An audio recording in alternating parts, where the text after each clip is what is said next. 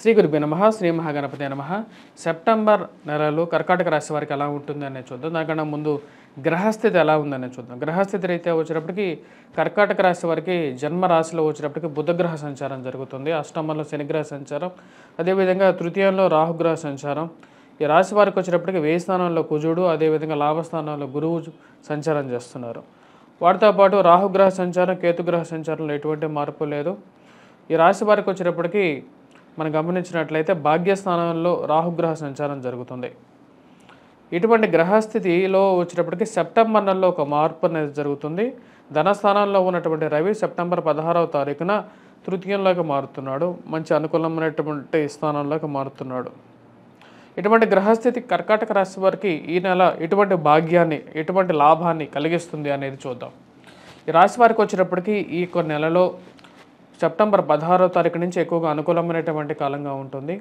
అందుకనే నేను ఇచ్చినటువంటి ర్యాంకు ఈ రాశి వారికి వచ్చేటప్పటికి 12 ర్యాంకుల్లో ఈ రాశి వారికి వచ్చేటప్పటికి 9వ ర్యాంక్ ఇవ్వడం జరిగింది. ఈ రాశి వారికి ఉద్యోగపరంగా, వ్యాపారపరంగా కొన్ని చిక్కులు అనేది మొదటి 15 రోజులు ఏర్పడుతూ ఉంటాయి.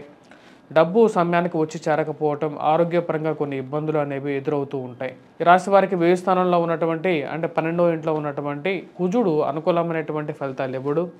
జన్మరాశిలో ఉన్నటువంటి రవి వచ్చేటప్పటికి దుందుడుకు స్వభావాన్ని, కోపాన్ని, చికాకుని, ప్రతి విషయానికి ఎక్కువగా రియాక్ట్ అవ్వడాన్ని పెంచుతూ ఉంటాడు. అది మీ యొక్క తప్పు కాదు. యాక్చువల్గా మీకు గత నెలలో ఉన్నటువంటి మనస్తత్వం ఇప్పుడు లేదు అంటే దానికి గల కారణం మానసిక చింత, లేకుండా ఉండే ఈ యొక్క గ్రహస్థితి రవి జన్మరాశిలోకి వచ్చినప్పుడు ఎవరికైనా సరే డబ్బు అనేది కొంచెం ఎక్కువగా ఖర్చు అవుతూ ఉంటుంది. అదేవిధంగా అష్టమంలో ఉన్నటువంటి శని యొక్క ప్రభావ రీత్యా కూడా ఆ డబ్బు ఖర్చు అవ్వటం, జన్మ రాశిలో ఉన్నటువంటి రవి కూడా వచ్చేటప్పటికి ఖర్చు కారకుడు అవుతాడు. అదేవిధంగా వ్యయ స్థానంలో వచ్చేటప్పటికి కుజుడు ఉన్నాడు. కుజుడు కూడా వచ్చేటప్పటికి ఎటువంటి ఫలితాన్ని ఇస్తాడు. వివాహ ప్రయత్న సంబంధితమైన విషయాల్లో కూడా ఈ రాశి వారికి కొంచెం అనుకూలమైనటువంటి ఫలితాలు వస్తాయి. అంటే దగ్గరికి ఒక సంబంధం వస్తుంది. ఎందుకంటే గురువు మంచి అనుకూలమైనటువంటి స్థానంలో ఉన్నాడు. ఈ రాశి వారికి వచ్చేటప్పటికి లాభస్థానంలో ఉన్నటువంటి గురువు అత్యంత యోగకారకుడు. గురువు లాభస్థానంలో ఉన్నప్పుడు ఉద్యోగ, వ్యాపార ప్రయత్న సంబంధితమైన విషయాలు అనుకూలమైనటువంటి ఫలితాలు వస్తాయి. కానీ ఆ వచ్చినటువంటి ఫలితాలలో ఒక ఆటంకం, దానికి కుజుడు మరియు అదేవిధంగా రవి యొక్క గ్రహస్థితిలో యొక్క మార్పులో కొన్ని మార్పు చేర్పులు. కానీ ఈ రాశి వారికి ఫైనాన్షియల్గా రొటేషన్లో కొంచెం అనుకూలంగా ఉంటుంది. ఎందుకంటే బుధుడు జన్మరాశిలో సంచారం చేస్తున్నప్పుడు సెప్టెంబర్లో మొదటి వారాల్లో అంటే సెప్టెంబర్ 4వ తారీఖు వరకు జన్మరాశిలోనే బుధుడు సంచారం అనేది ఉంటుంది. 4వ తారీఖు తర్వాత ధనస్థానంలోకి మారుతాడు. ధనస్థానంలో బుధుడు రవితో కలవబోతున్నాడు. మోడ్యమంలోకి దగ్గరగా వెళ్ళబోతున్నాడు అన్నమాట సెప్టెంబర్లో. అప్పుడు ఏమవుతుందో ఫైనాన్షియల్గా 4వ తారీఖు దాకా ఉన్నటువంటి పరిస్థితి తర్వాత డబ్బు ఖర్చు అవ్వటం, స్లోగా బ్యాలెన్స్ తగ్గటం అనేది జరుగుతుంది. ఎందుకంటే ఇంట్లో ఖర్చులు ఎక్కువగా ఉంటాయి కదా. ఖర్చులకైతే ఆటోమేటిక్గా డబ్బు కట్టాల్సినటువంటి డబ్బులు ఇవన్నీ ఖర్చు అవుతూ ఉంటాయి. సెప్టెంబర్ 4వ తారీఖు తర్వాత కూడా ఫైనాన్షియల్గా కొంచెం మూమెంట్ అనేది ఉంటుంది. వ్యాపార పరంగా కూడా ట్రాన్సాక్షన్స్ అనేవి జరుగుతూ ఉంటాయి. డబ్బు అనేది జరుగుతూ ఉంటుంది. బుధుడు యోగకారకమైనటువంటి స్థానంలోకి సెప్టెంబర్ 18వ తారీఖు తర్వాత మారబోతున్నాడు. శుక్రుడు కూడా అనుకూలమైనటువంటి స్థితిలోకి మారుతున్నాడు కాబట్టి కొంచెం అనుకూలత అనేది పెరుగుతుంది. రవి 16వ తారీఖు తర్వాత ధనస్థానంలో నుంచి ఎప్పుడైతే ఈ రాశి వారికి జన్మరాశిలో నుంచి ఎప్పుడైతే మారుతున్నాడు, ధనస్థానంలో నుంచి కన్యలోకి మారుతున్నాడు సెప్టెంబర్ 16వ తారీఖు నుంచి, అప్పుడు అనుకూలమైనటువంటి ఫలితాలు ఎక్కువగా ఇవ్వటం జరుగుతుంది. వ్యాపార ప్రయత్న సంబంధితమైన విషయాల్లో నూతన అవకాశాలు పొందటం, అదేవిధంగా వృత్తిరీత్యా కూడా కొంచెం అనుకూలత అనేది పెరుగుతుంది అన్నమాట. అంటే అంతకుముందు మీతో సరిగా లేనటువంటి వారు కూడా మీతో మంచిగా క్లోజ్గా మూవ్ అవటం. కానీ ఈ రాశిలో వారికి వచ్చేటప్పటికి ధనస్థానంలో ఉన్నటువంటి అంటే సింహరాశిలో ఉన్నటువంటి రవి ఎప్పుడైతే ఈ మొదటి 15 రోజులు ఏదైతే ఉంటుందో మీరు ఇరుగు పొరుగు సఖ్యత విషయంలో కొన్ని జాగ్రత్తలు తీసుకోండి. అంటే ఆగస్టులో జన్మరాశిలో ఉన్నటువంటి రవి వచ్చేటప్పటికి ఖర్చు కారకుడు. కానీ సెప్టెంబర్లో వచ్చేటప్పటికి పరిస్థితిలో మార్పు, ఇక్కడ ధనస్థానంలో ఉన్నటువంటి రవి వచ్చేటప్పటికి ఖర్చుని ఎక్కువగా సూచిస్తున్నాడు. సెప్టెంబర్ 16వ తారీఖు తర్వాత ఎప్పుడైతే రవి తృతీయంలోకి మారుతాడో ఉన్నటువంటి స్థితిలోనే కొంచెం మెరుగు రావడం జరుగుతుంది. అంటే ఇరుగు పొరుగు సఖ్యత విషయంలో కొంచెం అనుకూలత అనేది పెరుగుతుంది. వ్యాపార ప్రయత్న సంబంధితమైన విషయాల్లో అనుకూలత, ఉద్యోగంలో కూడా వచ్చేటప్పటికి ఉన్నత స్థాయిలో ఉన్నటువంటి స్త్రీ పురుషులతో కొంచెం సఖ్యత అనేది పెరగడం అనేది మానసిక ఆనందానికి గల కారకంగా ఉంటుంది.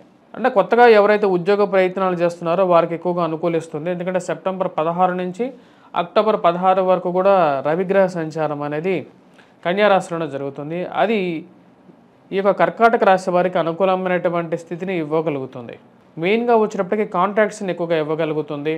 సంఘంలో ఉన్నటువంటి ఎవరైతే పెద్దవాళ్ళు ఉన్నారో వారితో కొన్ని పరిచయాలు ఏర్పడటం, ఆ పరిచయాలని మీకు తర్వాత ఆ కాంట్రాక్ట్స్ వల్లే మీకు ఉపాధి కానీ లేకుండా ఉంటే ఒక ఫైనాన్షియల్ ఎయిడ్ కానీ దొరకటం, వ్యాపారంగా కూడా ఒక కొత్త అవకాశాలు దొరకటం, మానసిక చింత నుంచి కూడా కొంచెం బయటకు రాగలుగుతారు. అంటే ఎప్పుడైనా సరే కాంట్రాక్ట్స్ ఈ రోజుల్లో సొసైటీలో అంతా కాంట్రాక్ట్స్ మీద నడుస్తుంది కాబట్టి ఆ కాంట్రాక్ట్స్ అనేది ఎస్టాబ్లిష్ అవ్వగలుగుతాయి.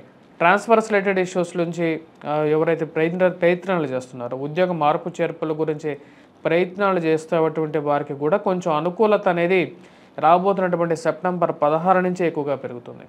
సంబంధాలు లేకుండా ఈ ప్రయత్నాల విషయాల్లో కూడా సెప్టెంబర్ తర్వాత అంటే దగ్గరికి వచ్చినటువంటి సంబంధాలు కూడా దూరంగా జరగటం అసలు అర్థం కానటువంటి పరిస్థితి అన్నమాట. ఎందుకు దగ్గరగా వస్తాయి, ఇంకా రేపు ముహూర్తాలు పెట్టుకుందామని అనేటువంటి ఎంగేజ్మెంట్ గురించి ఆలోచించేటువంటి వారు కూడా ఒకేసారి దూరంగా జరగటం. కానీ సెప్టెంబర్ 16వ తారీఖు నుంచి కొంచెం అనుకూలత అనేది బాగా పెరుగుతుంది. మానసిక చింత నుంచి బయటకు రాగలుగుతారు. ఉద్యోగంలో ఒక కదలిక, అనుకున్నటువంటి మంచి స్థాయి ఉద్యోగం మీరు ఏదైతే ఎక్స్పెక్ట్ చేస్తున్నారో అది దొరకటం అనేది ఒక మంచి అదృష్టంగా మీరు ఫీల్ అవుతారు. ఇక రాశి వారు కూడా రాశిలో ఉన్నటువంటి వారికి కుటుంబ సంబంధ బాంధవ్యాలకి మీరు ఇస్తున్నటువంటి విలువలను నమ్మి మీ యొక్క సంబంధం కావాలని చెప్పి కొంతమంది రావటం అనేది మీకు ఒక మంచి ఆనందాన్ని కలిగిస్తుంది. ఈ రాశిలో ఉన్నటువంటి వారికి వ్యాపారపరంగా అనుకూలమైనటువంటి ఫలితాలు కూడా సెప్టెంబర్ 16వ తారీఖు నుంచి పొందగలుగుతారు. రొటేషన్లో కొంచెం అనుకూలతంగా ఉంటుంది. ఈ రాశి వారికి విద్యార్థులకు ఎలా ఉందని చూద్దాం. విద్యార్థులకు వచ్చేటప్పటికి అనుకూలమైనటువంటి ఫలితాలు ఫస్ట్ హాఫ్లో తక్కువగా ఉన్నాయి. ఈ రాశి వారికి విద్యార్థులకి సెకండ్ హాఫ్లో అంటే సెప్టెంబర్ 16వ తారీఖు నుంచి మంచి అనుకూలమైనటువంటి ఫలితాలు పొందగలుగుతారు. ఎందుకంటే మారుతున్నటువంటి గ్రహస్థితి రీత్యానే కుజగ్రహంలో ఎటువంటి మార్పు లేదు కాబట్టి ఈ సెప్టెంబర్ 16 నుంచి కొంచెం అనుకూలమైనటువంటి ఫలితాలు పొందగలుగుతారు. మరియు అదేవిధంగా విద్యార్థులు ఎవరైతే పోటీ పరీక్షల కోసం ప్రిపేర్ అవుతున్నారో వారికి అనుకూలమైనటువంటి ఫలితాలుగానే చెప్పచ్చు. ఎవరైతే గ్రూప్స్, సివిల్స్, ప్రిలిమ్స్కి లేకపోతే యూపీఎస్సీ ఎగ్జామ్స్కి ప్రిపేర్ అవుతున్నారో వాళ్ళు కొంచెం కష్టపడి చదవగలిగితే ఉత్తీర్ణత సాధించగలుగుతారు. రాబోతున్నటువంటి కాలం అనేది అంతా మంచి కాలంగానే, ఎందుకంటే గురువు బాగున్నాడు, రవి మంచి స్థానంలో ఉన్నాడు, కాన్ఫిడెన్స్ లెవెల్స్ అనేది బాగా పెరుగుతాయి. ఎందుకంటే సూర్యుడే వచ్చినప్పటికీ ఆదిదేవుడుగా చెప్పచ్చు మనం. సూర్యుడు అన్ని గ్రహాల్లో అత్యంత శక్తివంతుడు అనమాట. ఎందుకంటే గ్రహాలకే తండ్రి లాంటి వాడు. తన యొక్క దృష్టి ఎటువంటి స్థానాల్లో ఉంటే ఆ యొక్క స్థానానికి ఎక్కువగా బలాన్ని ఎక్కువగా ఇవ్వగలుగుతాడు. ముఖ్యంగా ఏవైతే ఆఫీసెస్లో కానీ లేకపోతే గవర్నమెంట్ ఆఫీసెస్లో కానీ జరగనటువంటి ఫైల్స్ ఏవైతే ఉంటాయో, ముందుకు జరగనటువంటి ఫైల్స్ లేకపోతే మీ యొక్క బ్రదర్స్ సిస్టర్ రిలేషన్షిప్స్లో ఉన్నటువంటి ఇష్యూస్లో ఒక ముడివికి రావడం జరుగుతుంది. అంటే వీటిని ఎలాగైనా సరే బ్రేక్ చేయాలి, మనకు ఉమ్మడిగా ఉన్నటువంటి ఆస్తి పంపకాల్లో ఒక ముందడుగు పడాలి అని చెప్పి మీరు ఒక నిర్ణయాన్ని తీసుకుంటారు. దానికి కూడా ఒక తగినట్టుగానే వాడు కూడా ఒప్పుకుంటారు. కాంట్రాక్టర్స్కు ఎవరైతే చాలా రోజుల నుంచి కాంట్రాక్టర్స్ కానీ లేకపోతే రియల్ ఎస్టేట్ ఏజెంట్స్ కానీ ఫైనాన్షియల్గా చాలా లాక్ అయిపోయినటువంటి డబ్బు లేకపోతే ఉన్నటువంటి స్థితి నుంచి ఎలా బయటికి రావాలి అన్న ఆలోచిస్తున్నటువంటి వారికి కొత్త మార్గాలు అన్వేషిస్తుంటారో వారికి కొత్త మార్గాలు ఓపెన్ అవుతుంటాయి. అది మీ మానసిక చింత నుంచి మిమ్మల్ని బయటకు తీసుకురాగలుగుతుంది. ఇలా ఈ యొక్క రాశి వారికి వచ్చేటప్పటికి ఈ యొక్క నెలలో 16వ తారీఖు నుంచి కొంచెం అనుకూలమైనటువంటి ఫలితాలు పొందగలుగుతారు. ఆరోగ్యపరంగా కూడా కొంచెం రికవరీ అనేది స్టార్ట్ అవుతుంది. అష్టమంలో ఉన్నటువంటి శని దృష్టి ధనస్థానం మీద ఉన్నప్పుడు అది ఎక్కువగా ప్రతికూలంగా ఉంటుంది. కానీ వాటి నుంచి బయటకు రాగలుగుతారు. అది ఫైనాన్షియల్గా యాక్చువల్గా ఇంపాక్ట్ చేస్తుంటుంది అన్నమాట. అంటే కుటుంబంలో గ్రోత్ లేకుండా చేస్తుంది. అంటే మీరు సంతానం గురించి ప్రయత్నం చేస్తున్నా సరే దాన్ని కొంచెం అవరోధాన్ని క్రియేట్ చేస్తుంటుంది. శని యొక్క ప్రభావం అన్నమాట, అది అష్టమ శని ప్రభావం. మరియు ఈ యొక్క రాశి వారికి ముఖ్యంగా గురువు లాభస్థానంలో సంచారం చేస్తున్నప్పుడు అనుకూలమైనటువంటి ఫలితాలు ఇవ్వగలుగుతాడు. కొంచెం ఆ యొక్క విషయాల్లో కూడా రికవరీ అనేది పొందగలుగుతారు. బ్రదర్స్ సిస్టర్ రిలేషన్షిప్స్లో ఒక మూమెంట్ తీసుకురాగలుగుతాడు ఈ యొక్క నెలలో.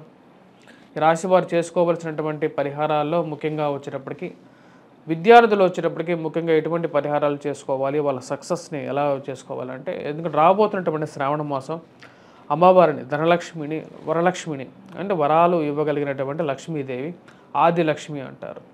లక్ష్మీ లేనటువంటి నారాయణుడు కూడా ఎటువంటి భోగాన్ని పొందలేడు. కాబట్టి అటువంటి శక్తి కలిగినటువంటి వారు అమ్మవారు అన్నమాట. అమ్మవారిని ఏ విధంగా పూజించాలి ఈ రాశి వారు అనేది చూద్దాం. ఏ పుష్పాలతో పూజించాలి అన్నప్పుడు శని నుంచి బయటకు రావటం కోసం విష్ణుక్రాంతి పత్రం పూలతో, ముఖ్యంగా విష్ణుక్రాంతి పూలతో పూజించండి. వెంకటేశ్వర స్వామి కూడా ఈ యొక్క నెల అనేది చాలా ఇష్టమైనటువంటి నెల కాబట్టి వెంకటేశ్వర స్వామిని కూడా వచ్చేటప్పటికి ఈ యొక్క నెలలో ముందుగా మీరు పూజించాల్సింది విష్ణుక్రాంతి పూలతో పూజించండి. శంఖ పుష్పాలు అంటే కొద్దిగా నల్లగా ఉంటాయి అవి, వాటితో కూడా స్వామివారిని పూజించవచ్చు. లేదంటే అమ్మవారికి కూడా అవి అలంకరింపజేయచ్చు. వీటితో పాటు గురువు యొక్క కృప అనేది చాలా ముఖ్యం. చామంతులతో కూడా మీరు అమ్మవారిని పూజించినప్పుడు పసుపుతో అమ్మవారిని అలంకరిస్తారు అందరూ. అటువంటి వస్త్రంతో అలంకరించి అటువంటి పూలతో అమ్మవారిని పూజించినప్పుడు పసుపు శుభసూచకం. అదేవిధంగా గురువు యొక్క బిందువు అన్నమాట. అంటే గురువుకి ప్రతిరూపంగా కూడా పసుపు అవుతుంది, అదే కలర్ కాబట్టి. సో ఆ యొక్క కలర్తో చేసినటువంటి వస్త్రాన్ని అమ్మవారితో పూజించినా సరే మీకు శుభం కలుగుతుంది. స్వస్తి.